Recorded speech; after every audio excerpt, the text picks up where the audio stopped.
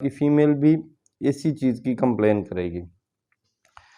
پھر سب سے اہم وجہ یہ بھی ہوتی ہے، تمام دیکھنے والوں اور سننے والوں کو میری طرف سے السلام علیکم، میں ڈاکٹر رفیق۔ جیسا کہ آپ جانتے ہیں کہ یوٹیوب پہ آپ کی خدمت کرتے ہیں اور ہیلتھ کے حوالے سے اچھی ویڈیوز اور انفارمیشن آپ لوگوں تک پہنچاتے ہیں۔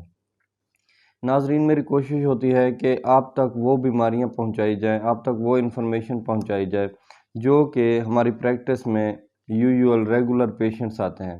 آج تھوڑا ٹاپک ہٹ کے ہے جنرل پریکٹس سے، اس کے پیشنٹ کم آتے ہیں۔ کم آنے کی وجوہات یہ ہیں کہ ہمارے ملک میں یہ بہتر نہیں سمجھا جاتا، اچھا نہیں سمجھا جاتا کہ ڈاکٹر کے ساتھ جا کے اپنی جو سیکشول لائف ہے، جو اپنے پارٹنرز کے معاملات ہیں، وہ جا کے ڈسکس کیا جائیں۔ حالانکہ ایسا نہیں ہے، بالکل بھی نہیں ہے۔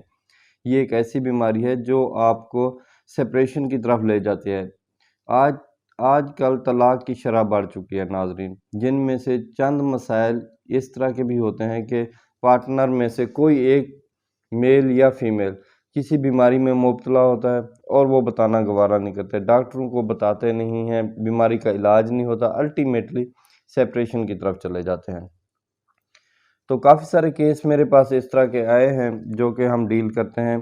پھر میں نے مناسب سمجھا کہ یہ جنرل انفارمیشنز آپ تک پہنچائی جائیں، اور کوشش ہوگی میری۔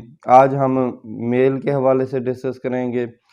ایک بیماری ہے جسے ہم کہتے ہیں پری میچور ایجیکولیشن، سرعت انزال۔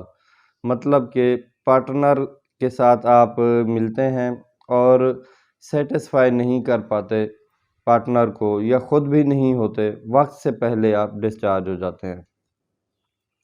یہ کامن ڈیزیز ہو چکی ہے ناظرین، نوجوانوں میں خاص طور پہ بہت کامن ہے۔ اور اسی طرح آئندہ ٹاپکس میں ہم فیمیلز کے حوالے سے بھی یہ چیزیں ڈسکس کریں گے۔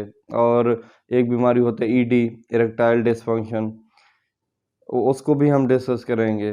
یہ جتنی بھی آپ کی سیکشول لائف کے حوالے سے یہ ساری پیچیدگیاں ہیں، ہم باری باری ڈسکس کریں گے تاکہ آپ لوگوں کو یہ انفارمیشن دی جائے، ان چیزوں کا علم آپ تک پہنچایا جائے، آپ کی لائف ڈسٹرب نہ ہو، اور پارٹنرز کو ان کاموں میں کتنا ایک دوسرے کے ساتھ کوآپریٹ کرنا چاہیے، یہ ساری انفارمیشنز آپ کو ہم بتائیں گے۔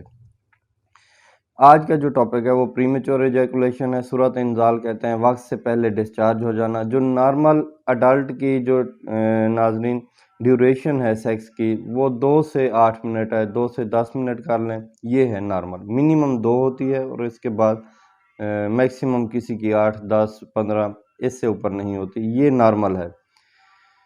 تو اس چیز کو اٹین کرنے کے لیے جب آپ وقت سے پہلے ڈسچارج ہو جاتے ہیں تو اس میں کافی ساری وجوہات شامل ہوتی ہیں، اور اس کے سائیڈ ایفیکٹس بھی کافی ہوتے ہیں۔ سائیڈ ایفیکٹس یہ ہوتے ہیں چڑچڑا پن ہو جانا، غصہ ہو جانا، پٹھوں کا کھچاؤ ہو جانا، اسی طرح سے آپ کے ریلیشن شپ میں مناسب وہ نہیں رہتے، تعلقات نہیں رہتے، فاصلے بڑھنے لگ جاتے ہیں۔ تو اس کی وجوہات کیا ہوتی ہیں ناظرین؟ سب سے پہلے جو وجہ میں نے محسوس کی ہے اور دیکھی ہے، پڑھی ہے ہم نے، وہ ہے انگزائٹی۔ انگزائٹی کیا ہے؟ ایک دفعہ آپ اپنے پارٹنر سے ملے ہیں، خدا نخواستہ وقت سے پہلے ڈسچارج ہو گئے، آپ کا جو پارٹنر ہے وہ سیٹسفائی نہیں ہوا، آپ خود بھی مینٹلی سیٹسفائی نہیں ہوئے، وہ جو آپ کے اندر ایک شرمندگی، آپ کے اندر ایک ٹینشن ڈیولپ ہوئی ہے، دوسری دفعہ جب ملنے گئے ہیں وہ انگزائٹی کی صورت میں آپ کے ساتھ چلی ہے، آپ کو پھر یاد آ گیا نہیں میرے ساتھ ایسے ہوا تھا، یہ دوبارہ ہو سکتا ہے۔ پہلی وجہ یہ ہو سکتی ہے انگزائٹی۔ دوسری وجہ پھر اسی طرح آ جاتے ہیں ہم ایکسائٹمنٹ کی طرف۔ ایکسائٹمنٹ ہوتی ہے، وہ کیا چیز ہے؟ وہ یہ ہے کہ آپ اپنے پارٹنر سے کافی لمبے عرصے تک کے لیے علیحدہ رہے ہیں، اور جب ملے ہیں تو وہ ایک ایکسائٹمنٹ ہوتی ہے، ایک جوش جذبہ ہوتا ہے، اس میں بھی وقت سے پہلے ڈسچارج ہونے کے علامات ہوتی ہیں، اس میں بھی یہ سوچا جا سکتا ہے کہ وقت سے پہلے ڈسچارج ہو گئے۔ 2 وجہ یہ ہوگی۔ تیسری ہوتی ہے کہ ہارمونز بیلنس میں نہیں ہوتے، ہارمونل امبیلنس ہوتا ہے۔ کون کون سے ہارمون اس کام میں انوالو ہیں؟ جیسا کہ پرولیکٹن ہو گیا، ٹیسٹوسٹیرون ہو گیا، آپ کے جو تھائرائیڈ گلینڈز ہیں، تھائرائیڈ ہارمونز آپ کے نکلتے ہیں ان سے، تو وہ ہوگا، یہ آپ کے سیکس میں بہت اہم رول پلے کرتے ہیں۔ تو ان کا جب بیلنس آؤٹ ہوتا ہے، یہ جب امبیلنس ہو جاتے ہیں، اس میں بھی آپ کی جو سیکس کی ڈیوریشن ہے بہت زیادہ حد تک متاثر ہوتی ہے۔ اسی کے ساتھ پھر ایک بیماری ہوتی ہے جسے ہم پروسٹیٹائٹس کہتے ہیں، جو پروسٹیٹ گلینڈ آپ کا ہوتا ہے اس کی سوزش ہو جاتی ہے، انفلیمیشن ہو جاتی ہے، اس میں بھی آپ کی یہ جو سیکس کی ڈیوریشن ہے یہ کم ہو جاتی ہے۔ اس کی نشانی یہ ہے کہ آپ جب سیکس کر کے فری ہوتے ہیں، جو آپ کے پینس کی ٹپ ہے اس میں آپ کو برننگ محسوس ہوگی، جلن محسوس ہوگی۔ اسی طرح فیمیل آپ کا جو پارٹنر ہے وہ بھی یہ کمپلین کرے گا سیکس کرنے کے بعد کہ مجھے ایچنگ یا برننگ محسوس ہوتی ہے۔ اس صورت میں آپ سوچ لیں کہ آپ کو پروسٹیٹائٹس ہے، آپ فوری طور پہ اپنے یورالوجسٹ سے کنسلٹ کریں تاکہ اس بیماری کو ڈائگنوز کر کے وہ آپ کی تشخیص کر کے علاج کریں۔ اور ایک ہوتی ہے سیمینل ویسکولیٹس، جو آپ کے سیمینل ویزیکلز ہیں، سیمینل ویزیکولیٹس جو ہے نا، وہ بیماری ہے کہ آپ کی جو سیمنز کو ایک نالی ہوتی ہے جو آپ کے سیمنز کو، آپ کی منی کو جو لے کے آتی ہے، ٹریول کراتی ہے اور فیمیل میں انجیکٹ کرتی ہے، وہ ایک جو نالی ہوتی ہے اس کی سوزش ہو جاتی ہے، اس کا انفیکشن ہو جاتا ہے۔ آپ جب ہم بستری سے فری ہوتے ہیں تو اس نالی میں جلن محسوس ہوتی ہے، اس نالی میں آپ کو برننگ سینسیشنز آتی ہیں، اس صورت میں بھی فوری ڈائگنوز کریں اور علاج کریں۔ اسی طرح آپ کی فیمیل بھی اسی چیز کی کمپلین کرے گی۔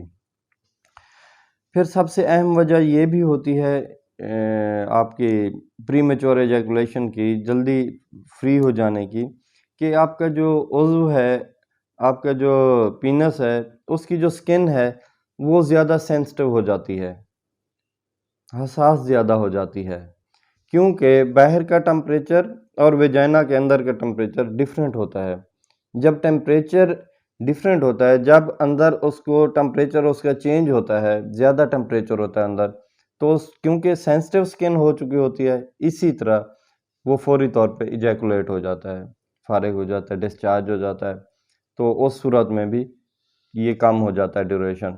تیسری ہے آپ کے پیلوک فلور مسل، جو آپ کے نچلے دھڑ کے مسلز ہیں ان کی کمزوری ہو جاتی ہے، وہ کمزور ہوتے ہیں، اس صورت میں بھی جلدی ہو جاتا ہے۔ پھر کچھ ہارمونز ہوتے ہیں جسے ہم سیروٹونن کہتے ہیں اور ڈوپامین کہتے ہیں، ان کا بھی جب بیلنس نہیں رہتا سیروٹونن کا، تو یہ دماغ سے جب خارج ہوتے ہیں، یہ ان کا جب بیلنس نہیں رہتا تو اس صورت میں بھی آپ جلدی فری ہو جاتے ہیں، جلدی ڈسچارج ہو جاتے ہیں، پری میچور ایجیکولیشن کی طرف چلے جاتے ہیں، ٹینشنز کی طرف چلے جاتے ہیں، پارٹنرز میں ہم آہنگی نہیں رہتی۔